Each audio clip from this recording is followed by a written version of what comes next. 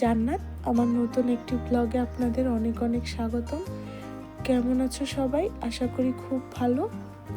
আমি একটু অসুস্থ, তো কয়েকদিন যাবৎ ধরেই গলা ব্যথা, ঠান্ডা, জ্বর, তারপরে তো গলাটা বসেই গেছে আর কথাও ভালো করে বলতে পারতেছিলাম না। প্রতিদিন গরম পানি করে খাইছি আর ওষুধ খাইছি, তারপর এখন হচ্ছে একটু সুস্থ আছি। তো এই ভিডিওটা আমার অসুস্থ হওয়ার আগে থেকেই করা ছিল, তাই ভাবলাম এই ভিডিওটাতে ভয়েস দিয়ে তোমাদের সাথে শেয়ার করি। আজকে সকালবেলা ফ্রেশ হয়ে আমি যখন চুল বাঁধতেছি, আমার মেয়ে গিয়ে বলতেছে, মা তোমার মতো করে আমাকেও চুল বেঁধে দাও।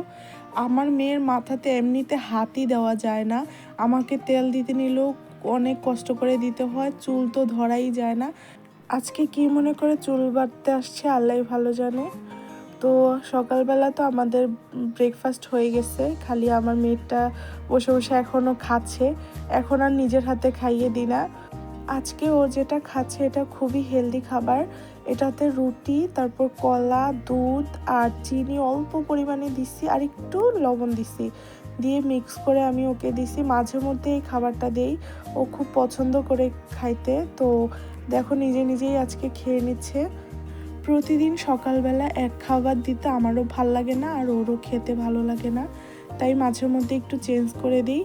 আর এই যে সকালবেলায় এই বিছনাটা আমি গুছিয়ে ফেলছি, আর সকালবেলায় এই সাইডটাতে খুব রোদ থাকে, তাই জানলাগুলো মেলে দিতেছি। এখনও রোদটা এই পাশে পুরোপুরি আসে নাই, তো পর্দাগুলো সরিয়ে দিচ্ছি আমি যেন রোদটা লাগে। আর ঘরগুলো অন্ধকার হয়ে থাকলে আমার একদমই ভালো লাগে না, পুরো ঘরটা আলো হয়ে থাকলে, রোদ বাতাস ঢুকলে তবেই না ভালো লাগে। এই দেখো আমার মেয়ে ক্লে দিয়ে কি যেন একটা বানিয়ে জানলাতে শুকাতে দিয়ে রাখছে। সারা ঘরে খালি ক্লে দিয়ে ছড়ানো ছিটানো আছে। এই পাশের রুমটা মোটামুটি গোছানো শেষ, আর এই পাশের রুমটা দেখো কি অবস্থা করে রাখছে আমার মেয়ে। তো বিছনাটা গুছিয়ে ফেলছি সুন্দর করে। ওকে বারান্দাতে দেখে আমিও পিছন পিছন গেলাম, না জানি কি করে। পরে বুঝতে পারছি এই যে কলার চিকলা ফেলতে আসছে। কলার চিকলাগুলো আমাকে খেয়ে একবার এখানে ফেলতে দেখছে, এখন ফ্রিজ থেকে বের করে নিজেই খায় আর এখানে এনে এনে ফেলে।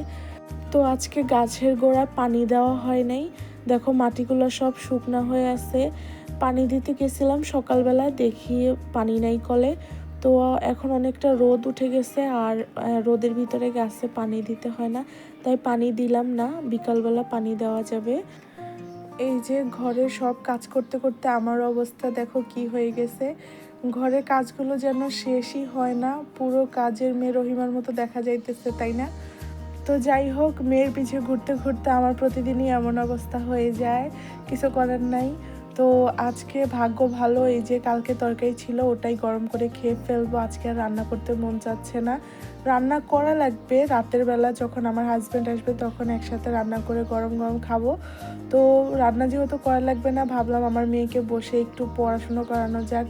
একদমই পড়তে চাইতেছে না, দেখো ওর অবস্থাটা দেখো, পড়তে বসলে পেট ব্যথা করে, ক্ষুধা লাগছে, 100 বার ওয়াশরুমে যাবে আর আসবে। আর দেখো চুলগুলোর অবস্থা কি করছে, পাগল পাগল পায়। পড়াশোনা করতে করতে ওর অবস্থা খুবই খারাপ। তো ভাবলাম আজকের মতো ওকে ছুটি দিয়ে দিই, আর পড়ানো লাগবে না। একবারে এত যেতে ধরে পড়াইতে গেলে পরে সমস্যা, পড়তেই যাবে না, এমন ভাব করতেছে যে ওর ঘুম আসতেছে। মা মেয়েতে মিলে খেয়ে দিয়ে একটা দিব্যি ঘুম দিছিলাম। তো ঘুম থেকে উঠে ছাদে গেছি, বিকাল হয়েছিল। তো মুরগিগুলোকে খাবার দেব আর হচ্ছে আমি গাছগুলোতে পানি দেব। তো ছাদে গিয়ে দেখি ও মা, আমার সবগুলো মুরগি কে যেন ছেড়ে দিছে। তো সবগুলো মুরগি ছাদে ঘুরতেছিল খুব সুন্দর, এগুলো যায় না। তো অনেক দিন ধরে আমার কাছে আছে, তো আমি গিয়ে খাবারটা দিলাম ভিতরে, ওরা সবাই ভিতরে চলে গেছে। আর এই যে আমার মোরগটা, আমাদের বাসার পাশে একটা মসজিদ আছে, ওই মসজিদের ছাদে ছিল অনেকক্ষণ, থাকার পরে ও এখন পাড়া বেরোইছে। এই যে এই ছাদ থেকে ওই ছাদে, আমি এখন যে ভিডিওটা করতেছি ওটা আমার বাসা থেকে অনেকটাই দূরে। তো ওই ছাদে গিয়ে কি যেন খাইতেছে আমি জানি না। আর ওই পাশে চলে গেলে আমি আমার মোরগটাকে কখনোই খুঁজে পাবো না, আর কারো বাসায় গেলে তো ধরে রেখে দেবে আর আমি গিয়ে আনতেও পারবো না, দেখতেও পারবো না। তো ভাবতেছি এই পাশে যদি থাকে তাহলে আনা যাবে। আর দেশি মুরগি তো এমনিতেও খুব ফ্লাই করতে পারে আর অনেক চালাক হয়, এগুলোকে তো এমনিতেই ধরা যায় না। আর এভাবে আমি কিভাবে ধরবো মানুষের চালের ভিতরে। দেখো আমি কত উপরে, আমি 6 তলা থেকে, আমাদের বিল্ডিং থেকে অনেকটাই দূরে ওই চালের ভিতরে এটা হাঁটতেছে। প্রায় অনেকক্ষণ পর ওই টিন থেকে এই বিল্ডিংয়ের ছাদে ও ফ্লাই করে আসছে। তো আমি উপরের ছাদ থেকে আমি ওকে দেখতেছি, এই যে বিলাই দেখে এখন আবার ভয় পাইতেছি। এই বিল্ডিংয়ের ছাদে যদি থাকে তাহলে আমি এই মোরগটাকে পাবো। তো ভাবতেছি এখান থেকে আবার ফ্লাই করে অন্য কোথাও না চলে যায়। তো কে জানি আমার মোরগগুলো, সব মুরগিগুলো ছেড়ে দিছে। আমার অনেক খারাপ লাগতেছে। এই মুরগিগুলো আমি আমার দেশ থেকে নিয়ে আসছিলাম। তো 2টা মুরগি এর আগেও আমি হারাইছি, এরকম ফ্লাই করে অনেক দূরে চলে গেছে, আর খুঁজেই পাই না। আর কারো বাসাতে চলে গেলে তো ওনারা ধরে রেখে দেয়, আর কিভাবে বুঝবো কার বাসায় গেছে, আর খুঁজেও পাই না। মাগরিবের আজান দেওয়ার পরও দেখছি ওই ছাদে আমার মোরগটা ঘুরতেছে। তখন একটা ছোট্ট মেয়েকে দেখলাম ওই ছাদে। তো আমি বললাম যে মোরগটা আমাদের, তুমি কি ধরে দিতে পারবা? পরে বলতেছে হ্যাঁ আপু আমি ধরে দিতে পারবো। পরে আমি ঘুরতেছি ওই ছাদে, তো ওরা মোরগটাকে শেষ পর্যন্ত ধরছে। ধরার পর আমাকে বলতেছে আপু আমাকে, আমাদের এখানে বাসা থেকে দিয়ে আসার মতো কোনো লোক নেই, তুমি এসে নিয়ে যেতে হবে। তো আমিও গিয়ে নিয়ে আসলাম মোরগটাতে, আমার বিল্ডিংয়ের পাশেই ছিল। তো এই যে এনে ছাড়ছি, সারাদিন না খাওয়া ছিল, খাবার দাওয়ার সাথে সাথেই এখন খেতেছে। তো ভিডিওটা আজকের মতো এই পর্যন্তই। আল্লাহ হাফেজ।